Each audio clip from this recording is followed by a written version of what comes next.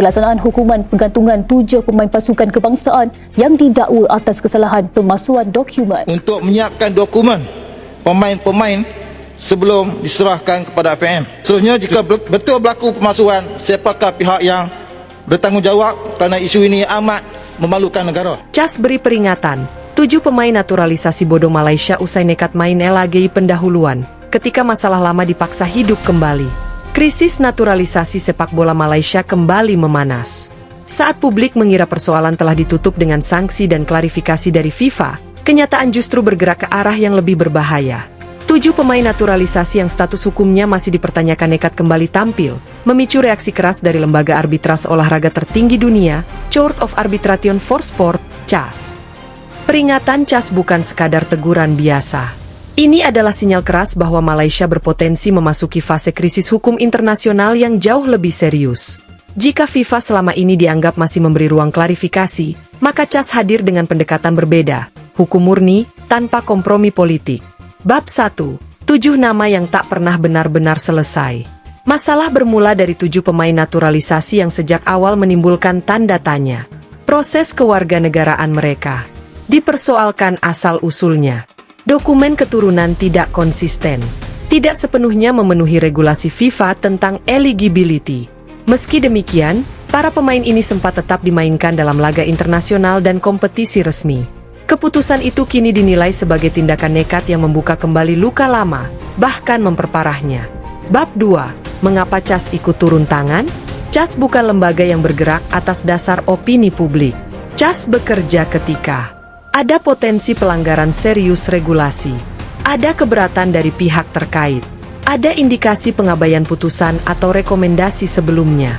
Dalam kasus ini, sumber sengketa disebut berasal dari ketidaksinkronan antara status hukum pemain, putusan dan rekomendasi FIFA, keputusan federasi yang tetap menurunkan pemain. Bagi CAS, ini bukan lagi soal administrasi, tetapi potensi pelanggaran hukum olahraga internasional. Bab 3. Peringatan keras yang tak bisa dianggap angin lalu. Peringatan CAS dilaporkan memuat beberapa poin krusial. Status 7 pemain belum final secara hukum. Penurunan pemain berisiko melanggar prinsip fair play. Federasi dapat dikenai sanksi tambahan jika mengabaikan peringatan.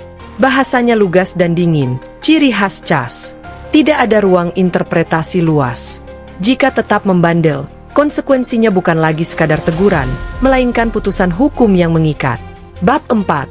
Bodong atau korban sistem? Istilah bodong mencuat dari kekecewaan publik, namun secara hukum situasinya lebih kompleks. Banyak pengamat menilai para pemain ini bukan aktor utama, hanya mengikuti proses yang disodorkan, tidak memiliki kendali atas verifikasi dokumen. Namun tetap saja, fakta hukumnya tidak berubah. Jika dokumen tidak sah atau proses tidak sesuai regulasi, maka status bermain mereka menjadi tidak legal, terlepas dari niat pribadi. Bab 5. Keputusan nekat yang mengguncang federasi. Keputusan menurunkan kembali 7 pemain ini disebut sebagai langkah berisiko tinggi. Di baliknya, muncul dugaan, tekanan hasil instan, ketakutan kehilangan daya saing, upaya mempertahankan proyek naturalisasi.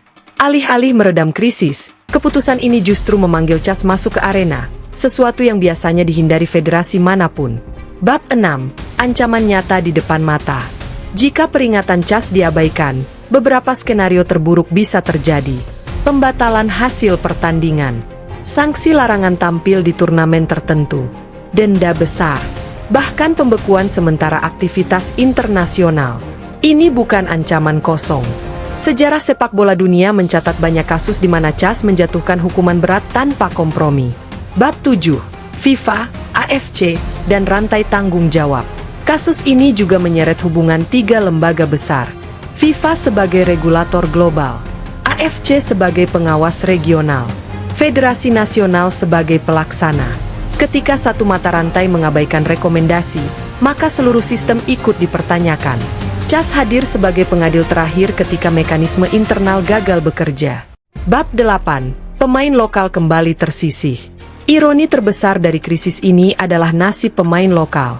Saat federasi memilih mempertahankan pemain naturalisasi bermasalah, pemain lokal kehilangan kesempatan. Pembinaan jangka panjang terabaikan. Regenerasi kembali tertunda. Kini, ketika CAS memberi peringatan, kerugian itu tak bisa diputar ulang. Waktu, kepercayaan, dan momentum telah terbuang. Bab 9. Reaksi publik dan media. Reaksi publik Malaysia terbelah. Sebagian marah dan menuntut pembersihan total. Sebagian lelah dan pesimistis. Sebagian lagi mempertanyakan transparansi federasi. Media internasional mulai menyorot ulang kasus ini, menempatkan Malaysia sebagai contoh bagaimana krisis naturalisasi bisa melebar menjadi sengketa hukum global. Bab 10. Titik kritis, patuh atau berhadapan dengan hukum. Dengan peringatan CAS di atas meja, federasi tidak lagi memiliki banyak pilihan. Opsi yang tersisa hanya menghentikan sementara keterlibatan 7 pemain, membuka audit independen, menyelaraskan keputusan dengan hukum olahraga internasional.